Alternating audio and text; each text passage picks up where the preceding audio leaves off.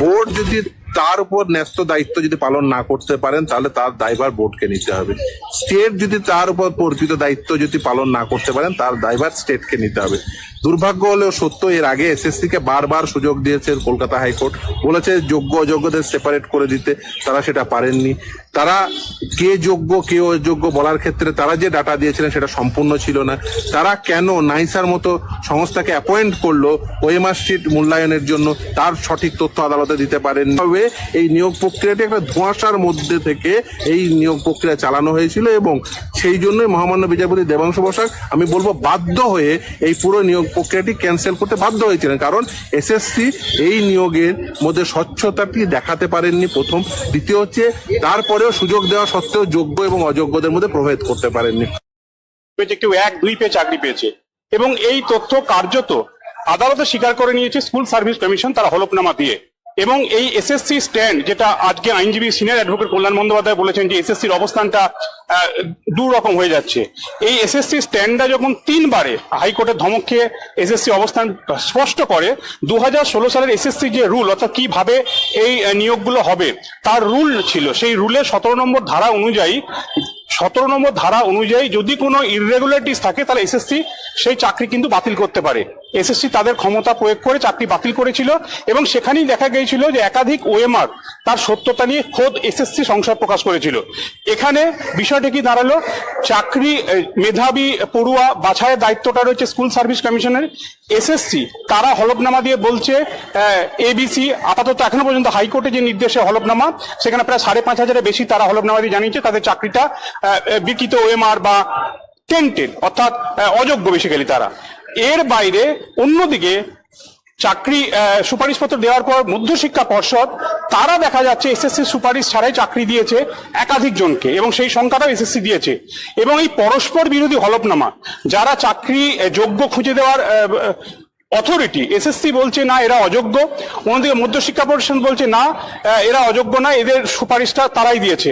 আদতে এর পেছনে এই যে এসপি সিনহার যে 5 সদস্যের কমিটি ছিল এসপি সিনহার নেতৃত্বে, সেই কমিটিরই যত কারিকুরি এমনটাই কিন্তু অন্তত মামলার বিভিন্ন এফিডেভিট পাল্টা এফিডেভিট থেকে উঠে এসছে এবং সেখানে এই চাকরি বাতিলের নির্দেশ হয়েছে। কারণ বিচারপতি দেবাংশু বসাক তিনি জানিয়েছিলেন পরিষ্কারভাবে এই নিয়োগ প্রক্রিয়া থেকে ভালো কিছু আশা করা যায় না এবং সুপ্রিম কোর্টে একাধিক যে জাজমেন্ট রয়েছে যে নিয়োগ প্রক্রিয়া যদি কোনো দুর্নীতি সংগঠিত হয় অন্তত পাবলিক এমপ্লয়মেন্টের প্রশ্নে, সেক্ষেত্রে চাকরি বাতিল হয়, যোগ্য তিনি চাকরি বাতিল করেছিলেন। কিন্তু আজকে একটা অত্যন্ত গুরুত্বপূর্ণ দিক রয়েছে সুপ্রিম কোর্টের মামলার প্রেক্ষিতে। সুপ্রিম কোর্ট আজকে যেভাবে ক্যাটাগরি ঠিক করে দেওয়া হলো এবং প্রত্যেকে তাদের হলফনামা দেওয়ার কথা বলা হলো, 3 সপ্তাহ পর মামলাটা শুনানির জন্য আসবে, অর্থাৎ চাকরি বাতিল এখন কারোর হচ্ছে না, কিন্তু যারা অযোগ্য হবেন তাদের যে মাইনেটা নিচ্ছেন তাদের কিন্তু ফেরত দিতে হবে।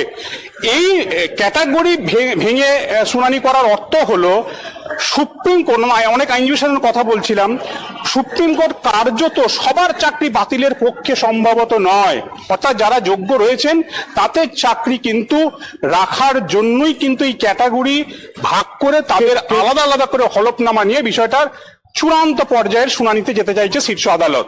কাজী এই জায়গায় হাইকোর্ট যে 25,000 বা 26,000 বাতিল করেছিল, এই 25,000 26,000 বাতিল সুপ্রিম কোর্টও বহাল থাকবে কিনা সময় বলবে, কিন্তু যা ইঙ্গিত দিচ্ছে আইনজীবীদের একাংশ বলছে তাতে কিন্তু যোগ্য অযোগ্য বাছাই করি সুপ্রিম কোর্টও হয়তো একটা চূড়ান্ত ফয়সালার দিকে এগোতে পারে। তাই এতটা সময় দেওয়া 3 সপ্তাহ পর মামলা শুনানি।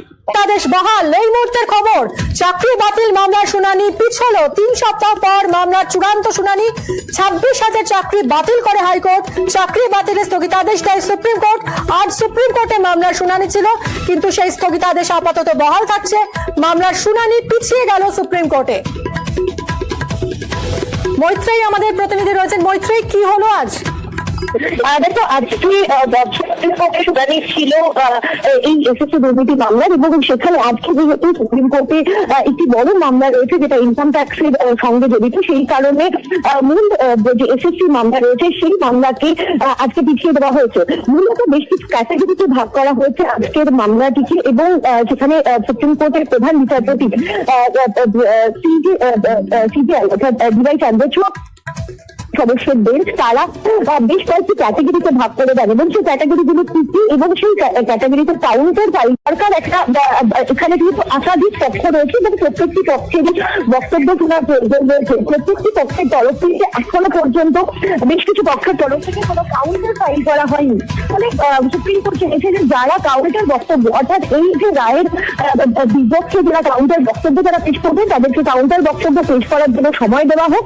সেক্ষেত্রে সুপ্রিম কোর্টের তরফ থেকে বেশ কিছু ক্যাটাগরি ভাগ করে দেওয়া হয়েছে, তার মধ্যে সরকার একটি ক্যাটাগরি, এসএসসি একটি ক্যাটাগরি, যারা আসল রিট পিটিশনার ছিলেন অর্থাৎ নবম দশম একাদশ দ্বাদশ এবং রূপসী যুদ্ধি যারা অরিজিনাল পিটিশনার তারা, যাদের চাকরি খারিজ হচ্ছে তারা, যাদের বিরুদ্ধে ব্যবস্থা যারা এখনো পর্যন্ত তাদের আবেদনের পরিপ্রেক্ষিতে কোনো ব্যবস্থা নেওয়া হয়নি, এছাড়াও সিবিআই যাদের ভেরিফিকেশন হয়নি, যারা হুইসেল ব্লোয়ার ছিল, এই সমস্ত ক্যাটাগরিকে তারা আলাদা আলাদা করে ভাগ করে দিয়েছেন এবং তাদের তরফ থেকে কিছু নোডাল অফিসার, কিছু আইনজীবীকে নোডাল অফিসার হিসেবে অ্যাপয়েন্ট করে দেওয়া হয়েছে। তারা এই কাউন্টার বক্তব্য অর্থাৎ প্রত্যেকের কিছু বয়ান রয়েছে তার ডিজিটাল বক্তব্য সেটা আগামী 2 সপ্তাহে